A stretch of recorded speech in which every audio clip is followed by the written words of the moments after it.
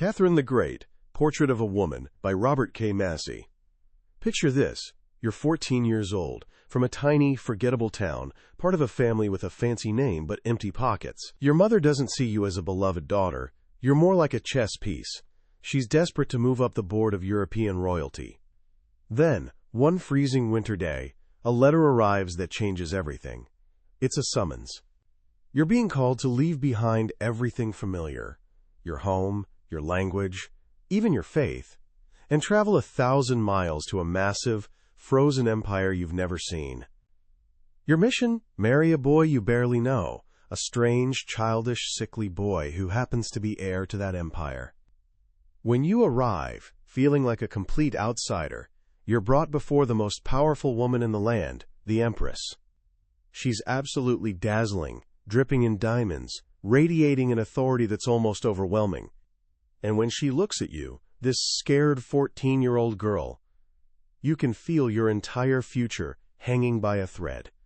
She expects you to charm her, charm the nation, and most importantly, produce an heir to secure the dynasty.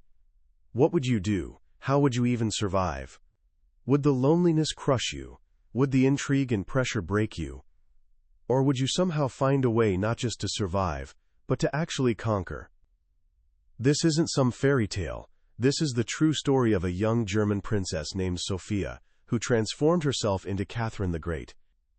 In his magnificent biography, Catherine the Great, Portrait of a Woman, Pulitzer Prize-winning author Robert K. Massie doesn't just deliver a dry history lesson. He takes us on an intimate journey into the mind and heart of one of history's most remarkable women. He shows us how a neglected child, armed with little more than sharp intelligence and an iron will, transformed herself into a titan of history. This is more than an empress's story. It's a masterclass in resilience, in turning weakness into strength, and in the sheer, unstoppable power of ambition. By the time we're done today, you'll understand not just how Catherine built an empire, but how she built herself, and you'll discover timeless lessons hidden in her life, lessons about power, about love, and about what it truly means to shape your own destiny. Our story begins not in glittering Russian palaces, but in the dreary, windswept town of Stettin, a provincial port on the Baltic coast of Germany. There, in 1729, a girl named Sophia Augusta Frederica was born. Her father, Prince Christian Augustus, was decent but unremarkable, a disciplined, pious, and frankly boring career soldier in the Prussian army. Her mother, Johanna Elizabeth, was the complete opposite, beautiful, vivacious, and burning with an ambition that her life had utterly failed to satisfy. Married at 15 to a man more than twice her age, Johanna felt trapped. She'd dreamed of a life at the center of Europe's great courts, but instead found herself stuck in a provincial town with a puritanical husband and a tiny income. She was convinced she deserved something better. So when, after 18 months of marriage, she gave birth, she poured all her frustrated ambitions into the child.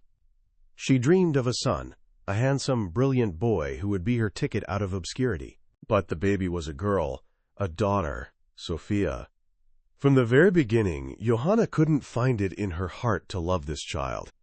Part of it was that the birth nearly killed her, but the deeper reason was simple and cruel.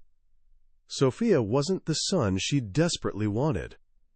She handed the baby over to servants and wet nurses, offering no maternal affection, no warmth, no comfort. Sophia later wrote in her memoirs, "I was merely tolerated, and often I was scolded with a violence and anger I did not deserve."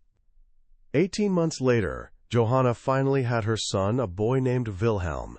He was a sickly child, possibly suffering from rickets, and Johanna became obsessed with him. She lavished on this little boy all the affection she'd denied her daughter.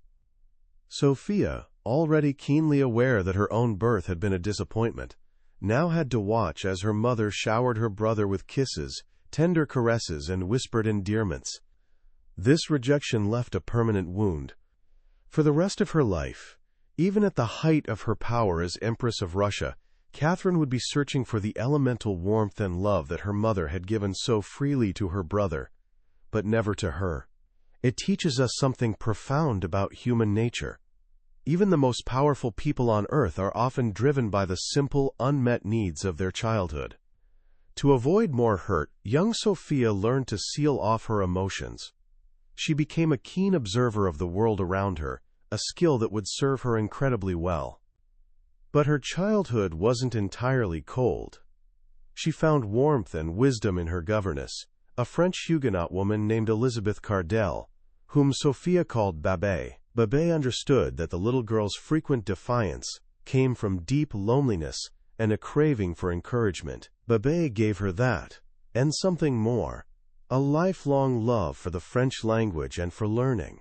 She taught Sophia to read Corneille, Racine, and Molière. This was in stark contrast to her religion tutor, a pedantic army chaplain who tried to teach by rote memorization. Sophia, already an independent thinker, drove him to distraction with questions he couldn't answer. Why were great men of antiquity damned simply because they hadn't known of Christ? What was the universe like before creation? The tutor would shout that these were matters of faith, not reason, and even threatened her with his cane. From this, Sophia learned another lesson she would carry for life.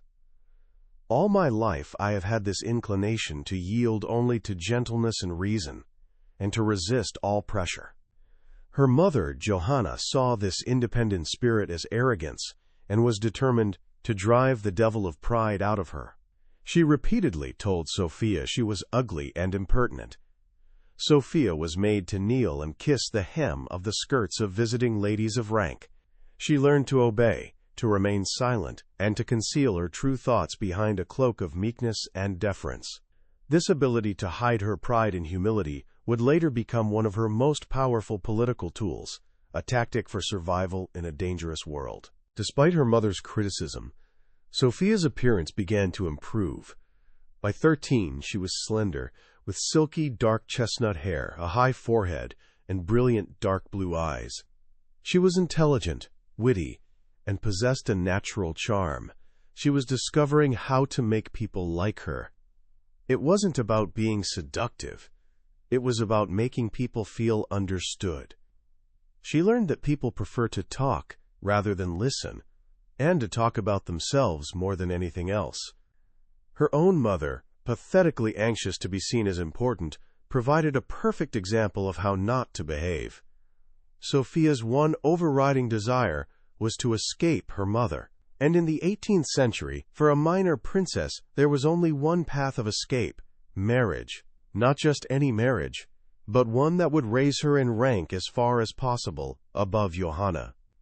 When Sophia was 10, her travels with her mother brought her to the court of her uncle. There she met an 11-year-old boy named Charles Peter Ulrich. He was a strange, sickly child, emotionally underdeveloped, but he was also extraordinarily well connected. He was the only living grandson of Peter the Great of Russia, and he was also in line to inherit the throne of Sweden. He was, in fact, Sophia's second cousin. Johanna's heart soared as she watched her 10-year-old daughter talking to this boy with such an exalted future. Sophia knew exactly what her mother and aunts were whispering about, and she didn't mind. "I knew that one day he would become king of Sweden," she later wrote, "and although I was still a child, the title of queen fell sweetly on my ears." From that moment on, she began to think of herself as destined to be his wife. Then, on New Year's Day 1744, when Sophia was 14, a courier arrived with a sealed letter for Johanna. It was from Russia. The message was breathtaking. The Empress of Russia, Elizabeth, desired Johanna and her eldest daughter, Sophia, to come to Russia as soon as possible. Another letter, arriving hours later from King Frederick II of Prussia, made the purpose clear. A match was to be arranged between Sophia and her cousin, the boy she'd met years before, who was now Grand Duke Peter, the heir to the Russian throne. For Johanna, it was the moment she'd been dreaming of her entire life. After 15 years of a depressing marriage, she was being summoned to the world stage. Her stolid husband, Christian Augustus, was explicitly excluded from the invitation, a deep humiliation for him. He was also tormented by the requirement that his daughter would have to abandon her Lutheran faith and convert to Russian Orthodoxy. But in the end, he had no choice but to consent. While Johanna celebrated her triumph, Sophia was almost ignored. The money for the journey went to her mother's wardrobe. Sophia was left with 3 old dresses and a dozen chemises, but she was just as eager as her mother. This was the escape she'd dreamed of. This was the beginning of her climb toward a higher destiny.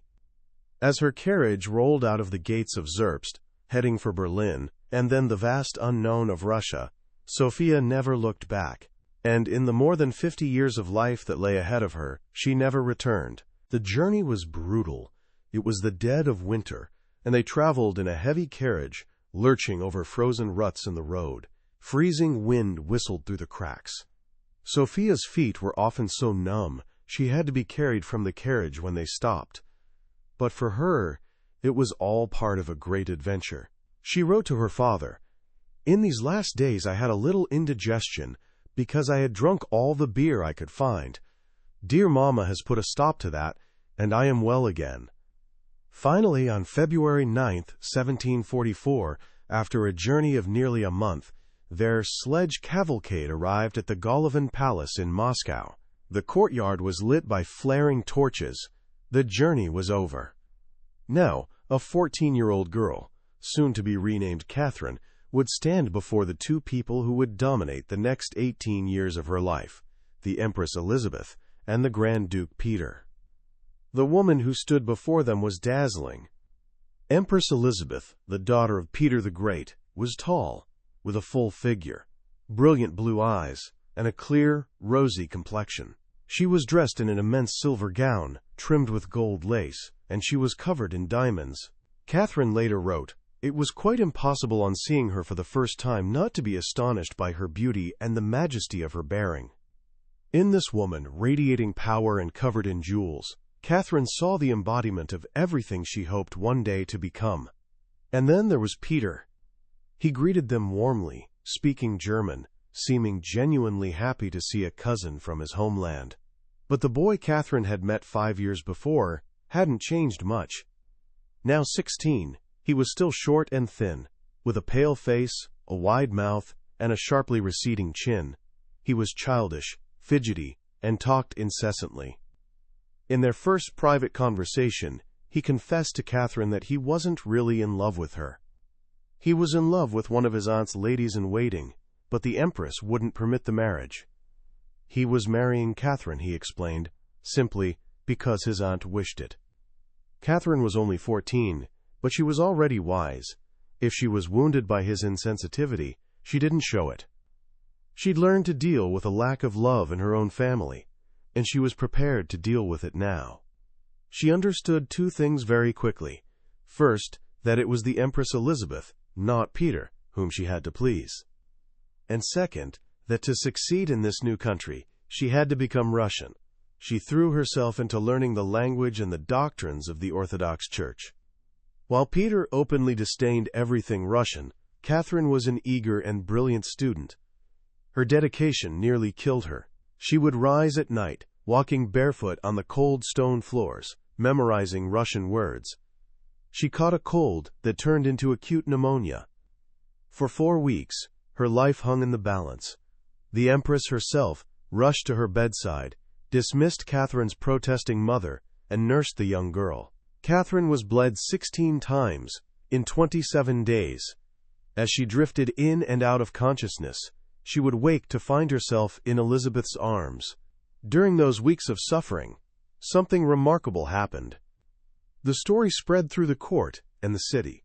The little foreign princess loved Russia so much that she'd nearly died trying to learn its language.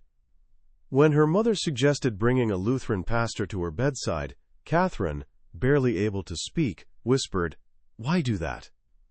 Call Simon Todorsky instead," referring to her Orthodox tutor. When the Empress heard this, she burst into tears. In that moment, Catherine, whether by instinct or a flash of genius, won the heart of her new country. She was no longer just a German princess. She was becoming a Russian. After her recovery, her conversion to Orthodoxy and her betrothal to Peter followed. On June 28, 1744, Sophia Augusta Frederica of Anhalt-Zerbst was received into the Russian Orthodox Church and given a new name, Ekaterina or Catherine. The next day, in the magnificent Assumption Cathedral in the Moscow Kremlin, she and Peter exchanged rings. She was now Her Imperial Highness, a Grand Duchess of Russia. But her marriage, which finally took place in August 1745, was a painful sham. On their wedding night, Catherine waited alone in the enormous marital bed for 2 hours. When Peter finally arrived, reeking of alcohol, he said, "How it would amuse my servants to see us in bed together," then promptly fell asleep. He never touched her. And, as Catherine wrote in her memoirs, matters remained in this state without the slightest change during the following 9 years. Those 9 years were a period of profound loneliness and humiliation. Peter ignored her, preferring to play with his toy soldiers, drill his servants, or pursue fleeting infatuations with Catherine's ladies-in-waiting. Catherine was placed under the watchful eye of a series of governesses, spies who reported her every word and action to the Empress. Her letters were intercepted, her friendships broken. She was, for all intents and purposes, a royal prisoner. But Catherine wasn't one to be broken by despair. She turned her prison into a university. She'd always been intelligent, but now she became deeply learned. With nothing else to do, she began to read. And read. And read. She devoured every book she could find. She read novels and histories, but she also dove into the great works of the Enlightenment. She read Montesquieu's The Spirit of Laws, a profound analysis of government that would shape her own political philosophy. She read the Annals of Tacitus, the Roman historian, and saw in the intrigue and corruption of the Roman Empire parallels to the court around her. And most of all, she read Voltaire. The French philosopher's wit, his clarity, and his call for a government guided by reason became the foundation of her worldview. While Peter played with dolls and toy soldiers, Catherine was forging her mind into a weapon. She was preparing herself for a future she felt was her destiny, even if she didn't know how she would get there. She wrote, "In my inmost soul, there was something that never for a single moment allowed me to doubt that, sooner or later, I would become the sovereign Empress of Russia in my own right." The court, and Empress Elizabeth, had one overwhelming concern: the lack of an heir. After 7 years of this unconsummated marriage, Elizabeth's patience ran out. It became clear that if an heir was to be produced, it wouldn't be by Peter. The Empress's chief governess, a woman named Maria Choglakova, took Catherine aside and delivered an astonishing proposition. She told Catherine that for the good of the state, an exception to the rules of marriage must be made. Catherine, she said, must choose a lover. "I leave you to choose between Sergei Saltykov and Lev Narishkin," the governess said. Catherine chose Sergei Saltykov. He was handsome, charming, and a notorious womanizer. He was, as Catherine described him, handsome as the dawn. Their affair began in the summer of 1752.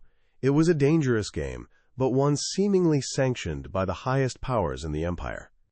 In May 1753, Catherine became pregnant, but suffered a miscarriage. She became pregnant again. On September 20th, 1754, after 9 years of marriage, Catherine gave birth to a son, Paul. But her brief moment of triumph turned instantly to sorrow. Just as she'd been taken from her own mother at birth, her child was now taken from her.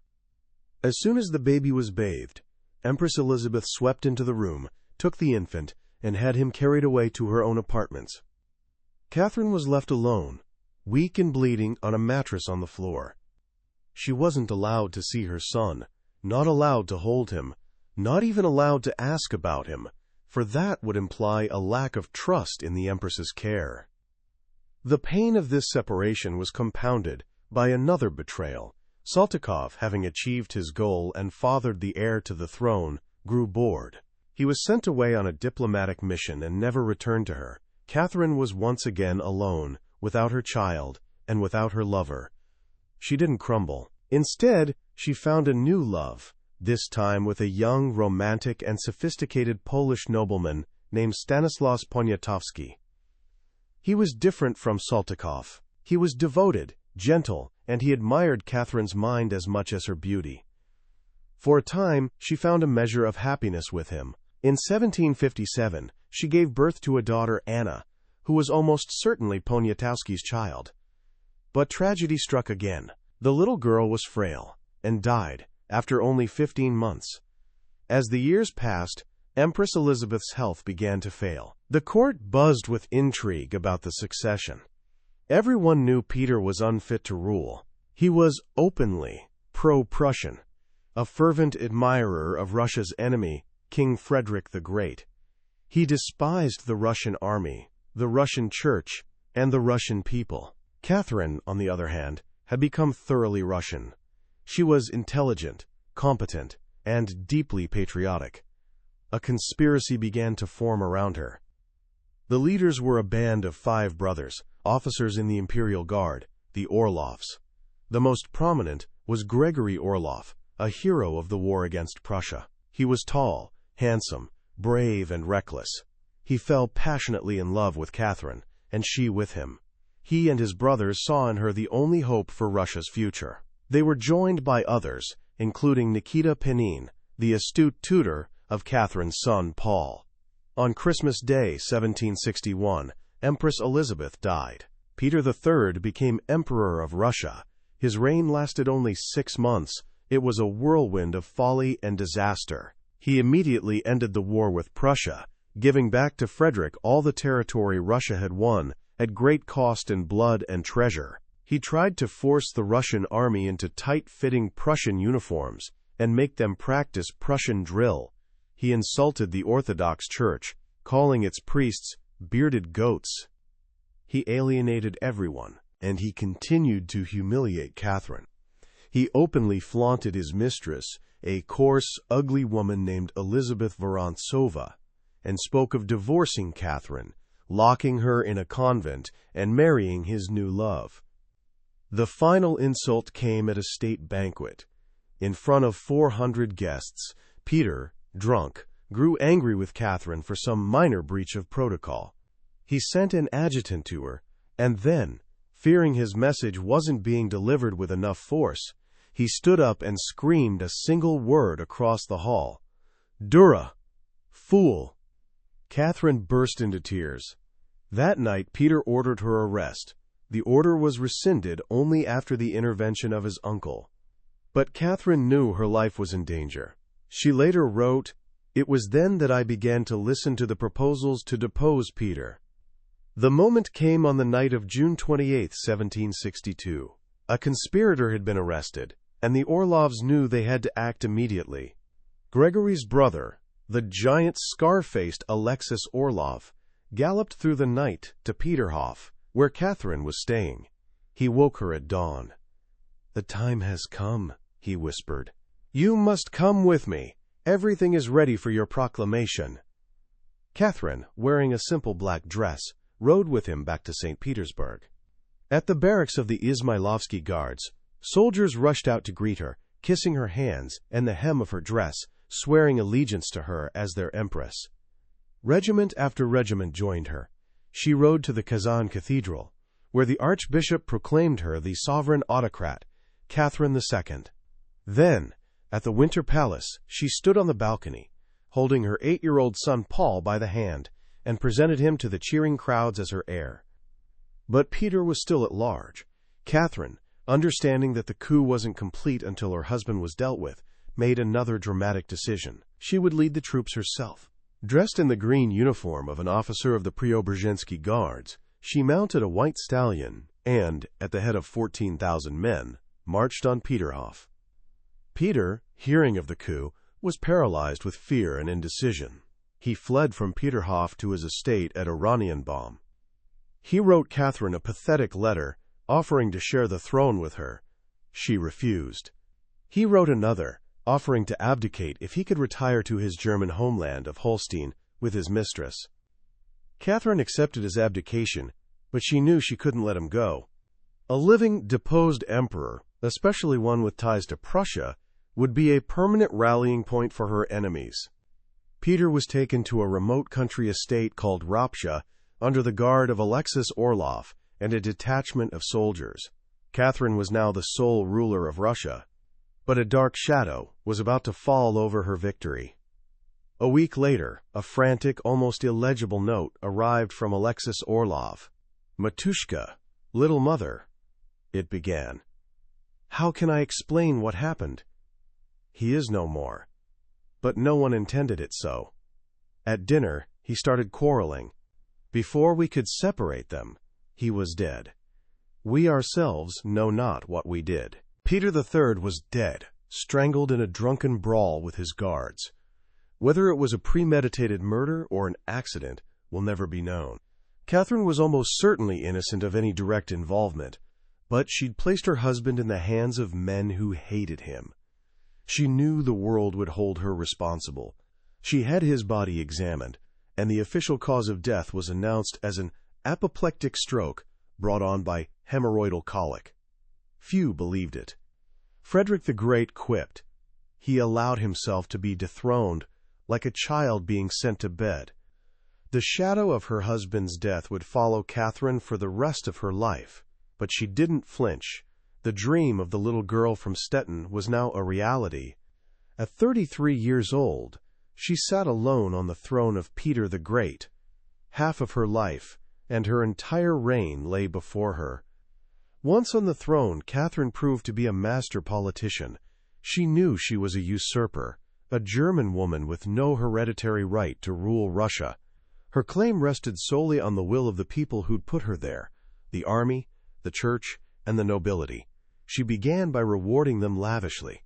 The Orlov brothers were made counts and showered with money and estates.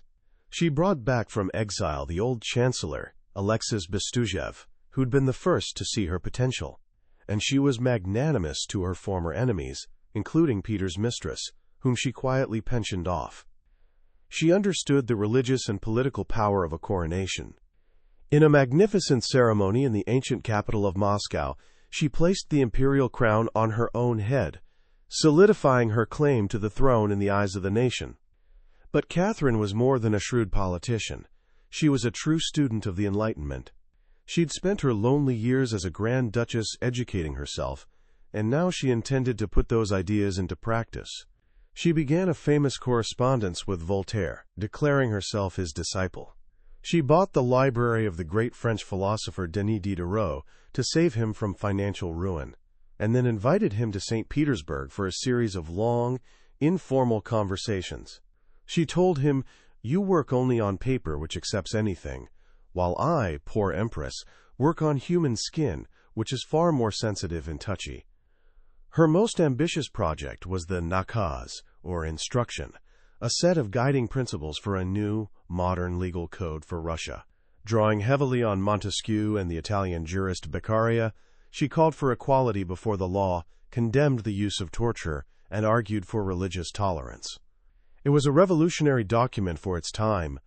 To discuss it, she summoned a legislative commission, an assembly of delegates from all free classes of the empire. It was the first attempt in Russia to give the people a voice in their own destiny. But Catherine's liberal ideals collided with the harsh realities of Russia. When the discussion turned to serfdom, the institution that held millions of peasants in bondage, the nobility rose up in fierce opposition. Catherine, who personally abhorred serfdom, realized she couldn't move against the class on whose support her throne depended. The legislative commission was eventually dissolved, and no new code of laws was written. This was a bitter lesson, but it was soon overshadowed by a far more violent one. In 1773, a massive rebellion exploded in the southeastern provinces, led by a Don Cossack named Emelian Pugachev. Pugachev claimed to be the miraculously saved Peter III, returned to free the serfs and punish the nobility. His rebellion became a maelstrom of terror and bloodshed. Landlords were tortured and killed, their mansions burned. For over a year, Pugachev's army of Cossacks, runaway serfs, and tribal peoples swept across the land, at one point threatening Moscow itself. Catherine, at first dismissive of the Marquis de Pugachev, soon realized she was facing a full-scale civil war. She was forced to recall her best generals from the war she was fighting with Turkey. The rebellion was finally crushed with immense brutality on both sides. Pugachev was captured, brought to Moscow in an iron cage, and executed. The experience hardened Catherine. She saw the raw, violent passions that lay just beneath the surface of her empire. There would be no more talk of freeing the serfs. The security of the state, she concluded, must come first. While she wrestled with these internal crises, she pursued a brilliant and aggressive foreign policy. She saw Russia's destiny in the south, toward the Black Sea, which was controlled by the Ottoman Empire. In 2 successful wars against the Turks, her armies, led by legendary generals like Suvorov, and her newly created Black Sea Fleet, won stunning victories. She annexed the Crimean Peninsula, a land of ancient Greek history and breathtaking beauty. And at the center of this whirlwind of war, diplomacy, and nation-building was one towering figure, Grigory Potemkin. For 17 years, he was the most powerful man in Russia. He was Catherine's lover, her chief advisor, her commander-in-chief, and, quite possibly, her secret husband. Their relationship was one of the great love stories of the 18th century, a passionate, turbulent partnership of 2 brilliant, powerful, and deeply complex individuals. He was 10 years younger than she, a man of ferocious energy, boundless ambition, and eccentric genius. He was moody, extravagant, and often difficult, but he shared Catherine's grand vision for Russia. Together, they transformed the South. Potemkin built new cities like Kherson and Sebastopol, created a powerful Black Sea fleet, and encouraged the settlement of the vast, empty steppes. It was he who orchestrated Catherine's legendary journey to the Crimea in 1787, a spectacular display of Russia's newfound power that both dazzled and alarmed Europe. The myth of Potemkin villages, fake painted facades to deceive the Empress, was a slander invented by his enemies. The cities and the fleet he built were very real, as the Turks would discover. Their physical passion eventually faded, but their bond of affection and political partnership remained unbroken until his death. After their romantic separation, Catherine took a series of younger lovers, or favorites. These were usually handsome young guards officers, whom she showered with wealth and titles. For Catherine, now growing older, these relationships were a search for companionship, for warmth, and for the illusion of youth. She needed to love and be loved. But none of them could ever replace Potemkin. As she entered the twilight of her reign, she was the preeminent monarch in Europe. But new shadows were falling. The French Revolution erupted in 1789, and Catherine, once the friend of the philosophes, was horrified by the execution of Louis XVI and the Reign of Terror. She saw the revolution as a French poison that threatened every throne in Europe. In Poland, she saw a reflection of this revolutionary fire. Fearing a strong, independent Poland on her border, she intervened, and in 2 further partitions with Prussia and Austria, the Polish state was completely erased from the map.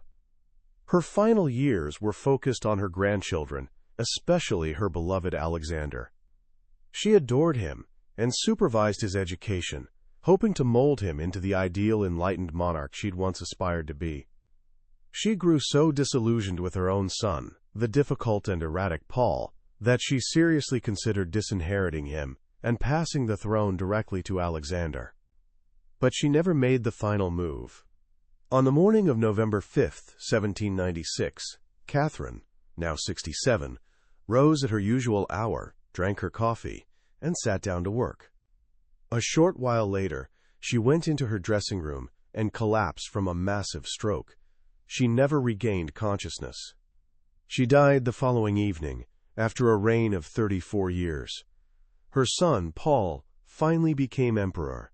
One of his first acts was to have the remains of his supposed father, Peter III, exhumed. In a grim ceremony, Peter's coffin was placed beside Catherine's for a joint lying in state, a final, macabre act of reproach from a son who'd never forgiven his mother for the throne she'd taken and the father he'd lost. So, what do we take away from this incredible life? Robert Massie's biography shows us that Catherine's story isn't just a tale of power and conquest. It's a profound lesson in the art of becoming. She arrived in Russia as a piece of property, a young girl whose only value was her potential to produce an heir. She had no power, no allies, and no love. And yet, from that position of absolute weakness, she rose to become one of the most powerful rulers in the world. How did she do it? This is the central question the book helps us answer, and it holds a powerful lesson for anyone feeling like an outsider, for anyone who feels that the circumstances of their life are holding them back. First, Catherine mastered the art of turning adversity into advantage. Those 9 years of her empty, humiliating marriage could have broken her. Instead, she used that time of isolation to forge the single greatest weapon she would ever possess, her mind. She read relentlessly. She studied history, philosophy, and law. She learned about the country she was in, its people, its customs, its power structures.